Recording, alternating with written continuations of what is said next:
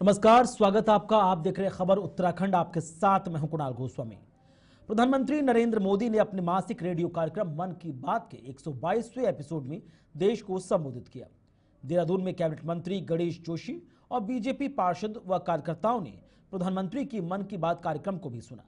इस अवसर पर कैबिनेट मंत्री गणेश जोशी ने कहा कि मन की बात कार्यक्रम में प्रधानमंत्री हर बार नए विषय को साझा करते हैं, जिसके चलते आज के इस कार्यक्रम में प्रधानमंत्री ने बताया कि किस तरीके से गुजरात के लोगों ने वन्य जीवों की सुरक्षा के लिए क्या क्या महत्वपूर्ण कदम उठाए हैं, साथ ही कैसे वेस्ट पेपर को रिसाइकिल कर उसका इस्तेमाल किया जा सकता है।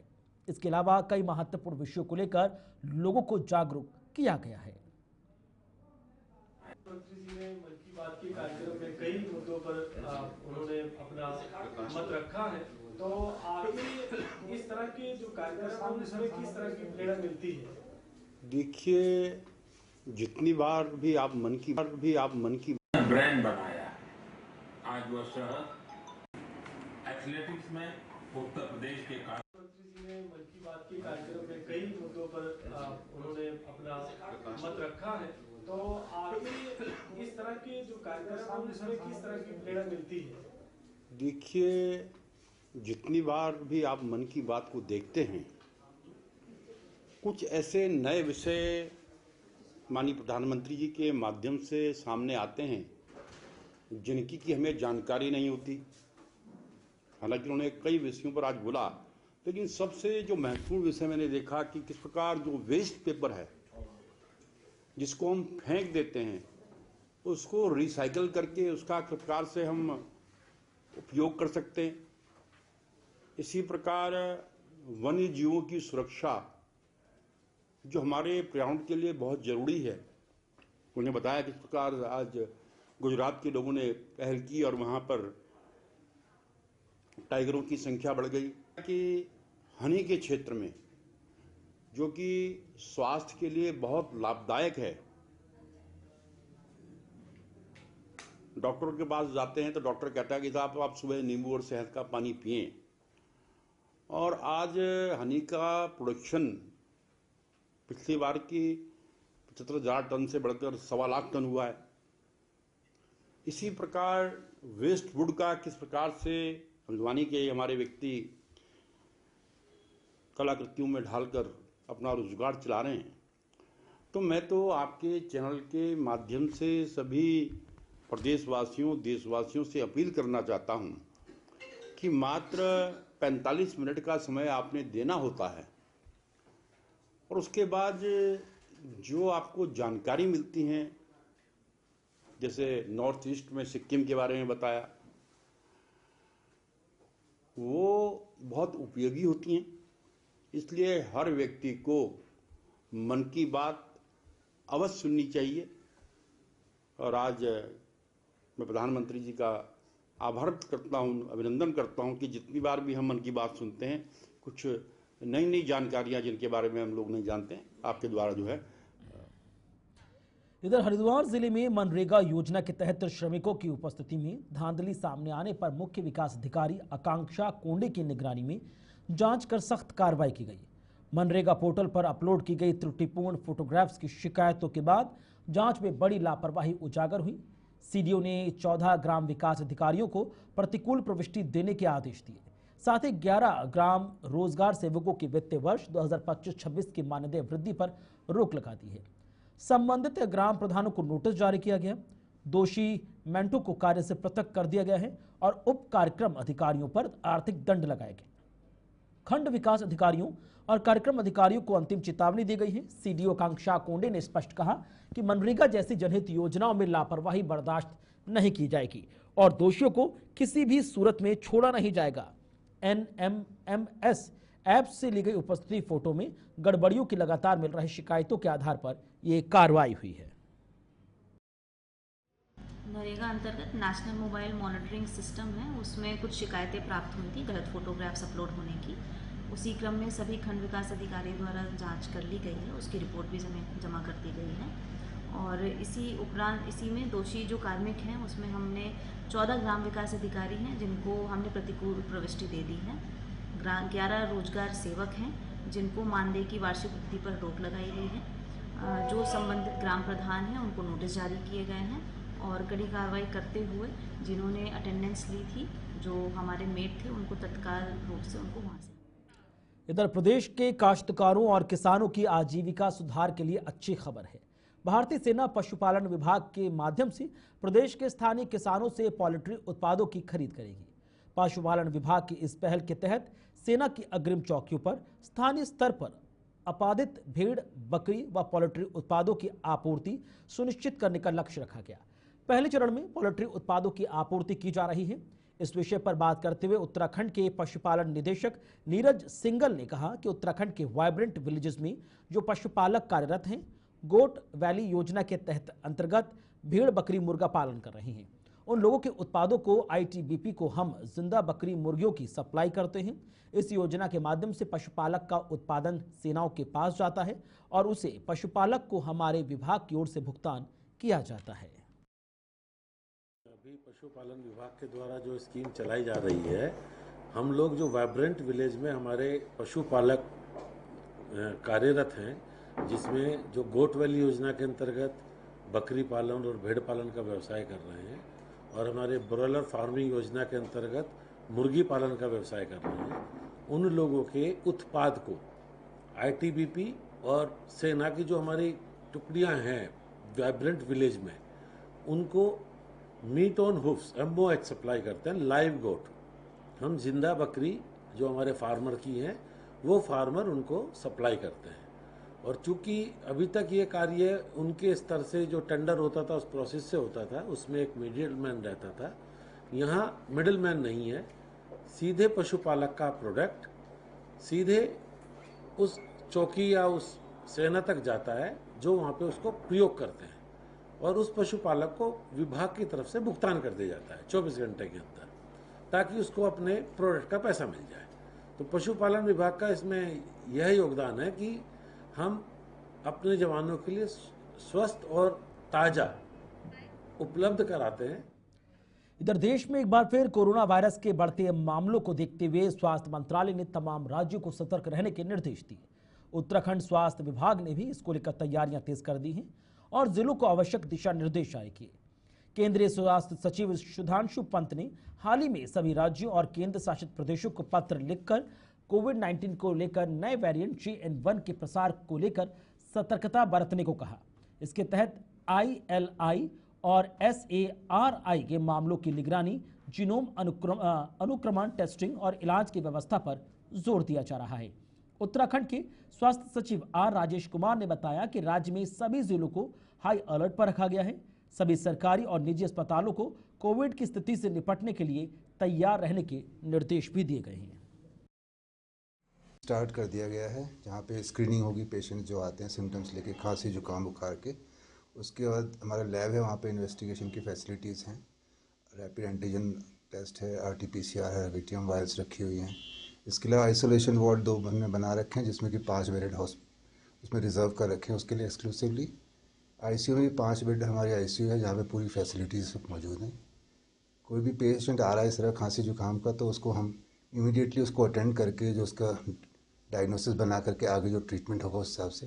सिलेंडर्स ऑक्सीजन जो कंसनट्रेटेड हैं और जंबो ऑक्सीजन सिलेंडर सफिशिएंट मौजूद हैं। ऑक्सीजन प्लांट में थोड़ा इशू है, उस पर भी CM ऑफिस में हमने इन्फॉर्म कर रखा है और जल्दी कार्रवाई होकर उसकी उपलब्धता के बारे में हम आपको जानकारी दे पाएंगे। सेटअप है, वहाँ पे हमने एडिशनल डिमांड प्लेस की हुई है टेक्नीशियंस की और स्टाफ नर्सेस की।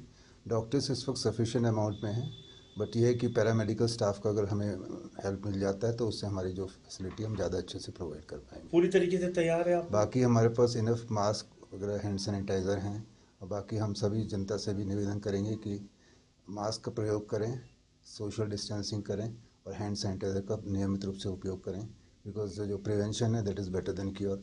अपना बचाव पहले से रखेंगे तो आगे होने वाले जो स्वास्थ्य के जो इश्यूज़ होते हैं उसको हम जल्दी हैंडल। पर पैनिक होने की तो ज़रूरत नहीं है? नहीं, पैनिक होने की ज़रूरत नहीं है, बट यही है कि अपना सावधानी बरतें, मास्क का नियमित रूप से प्रयोग करें, सोशल डिस्टेंसिंग रखें और जो हैंड सैनिटाइज़र का प्रॉपर यूज़ करें, ताकि आगे किस तरह की कोई इशू ना आए, हेल्थ इशू। और बाकी जिसको कोई दिक्कत है तो हॉस्पिटल आके अपना डॉक्टर को एग्जामिन करवा के जो इन्वेस्टिगेशन है वो करवा सकते हैं। उसके बाद आगे जो भी उस हिसाब से मैनेजमेंट। इधर ऋषिकेश में 2 महिलाओं के कोरोना पॉजिटिव पाए जाने के बाद डोईवाला स्वास्थ्य विभाग कोरोना को लेकर सतर्क है। डोईवाला सामुदायिक स्वास्थ्य केंद्र के चिकित्सक अधीक्षक डॉक्टर के.एस. भंडारी ने बताया कि पूर्व की गाइडलाइन के आधार पर सभी लोग सावधानी बरतें। हालांकि उत्तराखंड में संक्रमण का कोई केस नहीं है। दोनों ही महिलाएं बाहरी राज्यों से उत्तराखंड आई थी, फिर भी एहतियात के तौर पर सावधानी बरतना जरूरी है। जो आप ये बातें कर रहे हैं, मैं भी आपकी सोशल मीडिया और के थ्रू अभी देख रहा हूँ, ठीक है। बाकी एक अभी देश में कुछ भी जगह मतलब लोगों को केसेस दिख रहे हैं, तो सब एक जनरल गाइडलाइन तो जैसे पिछली बार की तरह नहीं रहा। मतलब ये आदमी मास्क पहन के चलें, ठीक है, और बहुत भीड़ भाड़ वाले इलाके से परहेज करें। किसी को बुखार या लगातार खांसी हो रही है, ये लगातार जुकाम हो रहा है, एक अगर गुच्छे में कहीं किसी हैं तो तुरंत आप अस्पताल आ जाएँ, उनकी जाँचें हो जाएगी। हमारे पास यहाँ पेशेंट भी हैं, एक बार उनसे हम स्क्रीनिंग करके अगर आप ऐसे कोई लक्षण दिखते हैं उनके फिर आगे टेस्ट हो जाएंगे। गर्मी में तो आदमी सबके लिए मैं एक यही कहूँगा, एक तो भैया आदमी बाहर कम से कम खाएं, हल्का भोजन करें, पानी का अत्यधिक सेवन करें, लिक्विड चीज़ों का ज़्यादा सेवन करें। बाकी मेन गाइडेंस ये। इधर देहरादून जिले में नंदा सुनंदा प्रोजेक्ट ने बेटियों को पढ़ाई की राह दिखाई है। इस प्रोजेक्ट के तहत करीब गरीब बेटियां अपनी पढ़ाई पूरी कर रही हैं। डीएम सवीन बंसल ने इस योजना की शुरुआत की, जिसके तहत चयनित छात्राओं को शिक्षण संस्थानों के खाते में धनराशि डाली जा रही है। वहीं आज राजधानी देहरादून के डीएम कार्यालय में डीएम सवीन बंसल ने चेक वितरण किए, जिसके अंतर्गत 5 बच्चों को 87,975 के चेक वितरित किए गए, जिनके आवेदन आंगनबाड़ी समाज कल्याण के साथ ही अलग अलग स्तर से आए थे। डीएम सवीन बंसल ने कहा कि नंदा सुनंदा योजना आगे भी जारी रहेगी। देखिए, प्रोजेक्ट नंदा सुनंदा हमारे डिस्ट्रिक्ट टीम ने जो शुरू किया है, उसमें ऑनरेबल सीएम के डायरेक्शंस और सपोर्ट के माध्यम से शुरू किया गया है। और इसमें जो हमारी प्रस्टेट गवर्नमेंट स्कीम्स हैं उनको कस्टमाइज़ करके, और जो हमारे डिफरेंट हमारा राइफल क्लब है और हमारे कुछ आईसी स्कीम्स होती हैं, तो उन सब से बाकायदा एसओपी जनरेट करके और डी ऑथराइजेशन के बाद एक हमने कोर्स क्रिएट किया है कि जो बालिकाएं फैमिली डिस्ट्रेस या इकोनॉमिक हार्डशिप्स के कारण अपनी पढ़ाई पूरी नहीं कर पाई और उनको ड्रॉप आउट करना पड़ा, तो उनकी पढ़ाई उसी स्तर से रिज्यूम करवानी है, चाहे वो स्कूल हो, ग्रेजुएशन हो या पोस्ट ग्रेजुएशन हो। तो अब तक 40 और बच्चों की जो एजुकेशन है वो रिज्यूम करवाई जा चुकी है और वो सक्सेसफुली अपने चॉइस के स्कूल्स में, कॉलेजेस में शिक्षा ग्रहण कर रही हैं। और नंदा सुनंदा प्रोजेक्ट का अभिप्राय यही है कि जो बालिका इन डिस्ट्रेस हैं, जो किसी कठिनाई के चलते कोई पारिवारिक त्रासदी हो गई और उसके चलते वो आगे नहीं बढ़ पा रही, लेकिन उनमें आगे बढ़ने की इच्छा अभी भी जिंदा है, स्पार्क अभी भी अलाइव है, उस स्पार्क को हमको सपोर्ट करना है बाय एनी मीन्स। उनकी एजुकेशन को हमको आगे प्रोग्रेस करना है। बालिकाएं जो हमारे कंट्री की almost 50% of the population constitute करती हैं, बालिकाएं, महिलाएं, एडोलेसेंट गर्ल्स, और इनसे पूरा हाउस होल्ड सीखता है, पूरा हाउस होल्ड इन पर निर्भर होता है। जो हमारी जनरेशन्स हैं वो माताओं से ही ज्ञान भी लेती हैं, कल्चर का डिसेमिनेशन होता है और पूरी family legacy is dependent on the mother. तो इनको सशक्त करना हमारी प्रायोरिटी है और इसी क्रम में ऑनरेबल सीएम के भी डायरेक्शंस हैं कि चाहे प्रेस्क्रिप्ट गवर्नमेंट स्कीम्स हैं या डिस्ट्रिक्ट एडमिनिस्ट्रेशन अपनी तरफ से कोई प्रयोग करता है, अभिनव प्रयोग करता है कि किस तरह से हम जो हमारे फंड सोर्सेज हैं उनको कस्टमाइज़ करते हुए, मैनूवर करते हुए लार्जर इंटरेस्ट में सपोर्ट करें, चाहे इनकी एजुकेशन को, हेल्थ को या लाइवलीहुड को। तो ये कार्यक्रम आगे इस तरह से चलते रहेंगे और हमारा उद्देश्य है कि हमारे जनपद में कोई भी बालिका इन डिस्ट्रेस अपनी। इधर देहरादून का संभागीय परिवहन कार्यालय अब चिल्ड्रन ट्रैफिक पार्क के माध्यम से जन जागरूकता अभियान चलाने जा रहा है। इस अभियान में नाबालिग बच्चों को ट्रैफिक के नियम सिखाए जाएंगे। इसके लिए उन शहरों में पार्क का निर्माण किया जा रहा है जिनमें एक्सीडेंटल रेट अधिक है। देहरादून भी इसमें शामिल है। आरटीओ प्रवर्तन अनीता चमोला ने बताया कि हरिद्वार और हल्द्वानी रुद्रपुर रूट पर इस कार्य योजना पर तेजी से काम चल रहा है। वहीं देहरादून के सहस्त्रधारा हेलीपैड के निकट सिटी पार्क में चिल्ड्रन पार्क का निर्माण किया जा रहा है, जिसमें बच्चों को ट्रैफिक के गुण सिखाए जा रहे हैं। देहरादून में चिल्ड्रन पार्क का निर्माण सितंबर तक पूरा होगा और अक्टूबर से इस अभियान की शुरुआत होगी। चिल्ड्रन पार्क में 5 से 14 साल तक के बच्चों को जागरूक किया जाएगा, जिसके तहत एक समय में 200 बच्चों में जागरूकता फैलाई जा सके। इसके साथ ही बच्चों को ऑडियो विजुअल शॉर्ट फिल्म भी दिखाई जाएगी, ताकि गाड़ी में चढ़ते व उतरते समय, बैठते समय किन बातों का ध्यान रखना है, इस बात की उन्हें जानकारी हो। परिवहन विभाग की योजना है कि जो हमारे बहुत प्रमुख जनपद हैं, जिसमें हमारा देहरादून है, हरिद्वार है, रुद्रपुर है, हल्द्वानी है, जहाँ पर कि ज़्यादा फुटफॉल्स हैं और एक्सीडेंट रेट भी ज़्यादा है, तो पब्लिक को अवेयर करने के लिए, जागरूकता के लिए ट्रैफिक पार्क के माध्यम से भी कुछ योजना बनाई जाए। तो उसके लिए हमने एक चिल्ड्रन ट्रैफिक पार्क की एक योजना बनाई है और इसके लिए हरिद्वार में भी कार्रवाई चल रही है, लेकिन देहरादून में जो MDDA का सिटी पार्क है हेलीपैड के निकट सहस्त्रधारा रोड पे, तो वहाँ पर ये पार्क का निर्माण कार्य जो है वो प्रारंभ हो गया है और सितंबर लास्ट तक इसके पूर्ण होने की संभावना है और अक्टूबर से ये आम जनता के लिए खुल जाएगा। इसमें जो छोटे बच्चे हैं, स्कूल जाने वाले जो बच्चे हैं, 5 से 13-14 साल तक के बच्चे, तो उनको हमने टारगेट किया है और एक समय में 200 लगभग बच्चे इसमें ऑक्यूपाइड हो जाएंगे पार्क में और उसमें ट्रैफिक लेन्स के माध्यम से भी बच्चों को शिक्षित किया जाएगा। ऑडिटोरियम के माध्यम से, ऑडियो विजुअल फिल्म्स के माध्यम से भी बच्चों को ट्रैफिक के रूल्स और यातायात पे, जब आप रोड पे चलते हैं या सिटी या किसी भी बस में बैठते हैं या कार में बैठते हैं, स्कूटर में चलते हैं, तो बैठते समय भी और उस वाहन को चलाते समय भी हमें क्या क्या सावधानियां रखनी है, तो ये चीज़ें उनको बच्चों को जानकारी दी जाएगी और ये रोड के माध्यम से भी दी जाएगी, ट्रैफिक रोड के माध्यम से, और साथ ही ऑडियो विजुअल फिल्म्स के माध्यम से भी ये जानकारी। हल्द्वानी की चोर गलिया क्षेत्र की नंदौर नदी में अचानक पानी आ गया, जिस वजह से वहां खनन कार्य में लगे वाहन स्वामियों और मजदूरों में हड़कंप मच गया।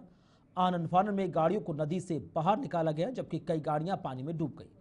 मौके पर पहुंचे SDM राहुल शाह ने बताया कि पर्वतीय क्षेत्र में सुबह घनघोर बारिश होने की वजह से अचानक नंदौर में पानी आ गया और इसके बाद वहां से सभी खनन का कार्य कर रहे वाहनों को हटाया गया। फिलहाल किसी प्रकार के जानमाल के नुकसान की जानकारी नहीं और पानी अब कम हो चुका है। उन्होंने कहा कि जब तक पानी पूरा कम नहीं होता तब तक खनन कार्य रोकने के निर्देश जारी हैं। आज सुबह के समय 9 बजे से पहले पर्वतीय क्षेत्र में कुछ स्थानों में तेज़ बारिश होने की वजह से नंदौर नदी में अचानक से जलस्तर बढ़ा है। जलस्तर बढ़ने से जो खनन क्षेत्र में जो वाहन खनन कर रहे थे वो वाहन नदी में फंस गए थे। मौके में किसी भी वाहन के बहने की कोई सूचना नहीं, ना ही किसी प्रकार की जनहानि या क्षति की कोई सूचना प्राप्त हुई। सर, क्या खनन चालू रहेगा या अभी पानी में बंद रहेगा? हाँ, पानी जब तक हमारा कम नहीं होता है उसके बाद ही खनन प्रारंभ किया जाएगा।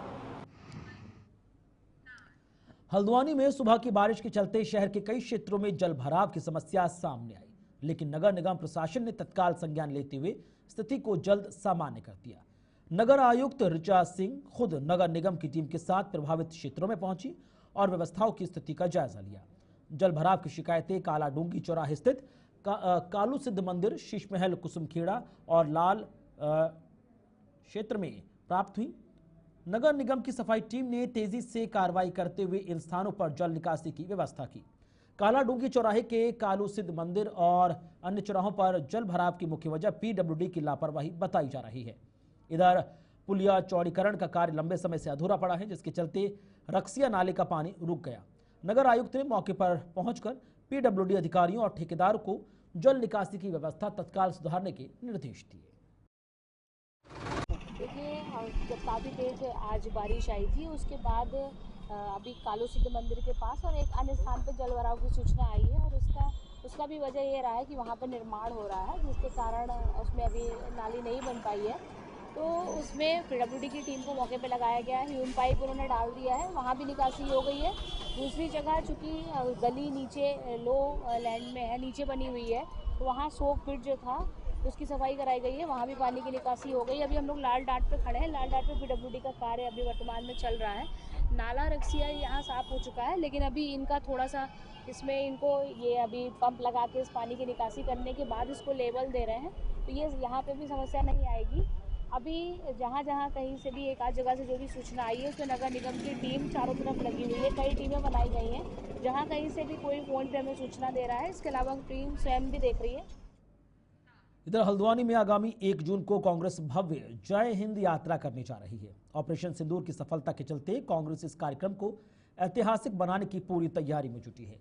हल्द्वानी के स्वराज आश्रम में कांग्रेस के प्रदेश अध्यक्ष करण मेहरा, नेता प्रतिपक्ष यशपाल आर्य, राष्ट्रीय अध्यक्ष मल्लिकार्जुन खड़गे के सलाहकार गुरदीप सप्पल सहित सैकड़ों कुमाऊं मंडल के कार्यकर्ता मौजूद रहे, जिसमें आगामी 1 जून को हजारों की संख्या में जय हिंद यात्रा निकालकर सेना को धन्यवाद और केंद्र की मोदी सरकार का जनता के बीच पर्दाफाश करने का काम किया जाएगा।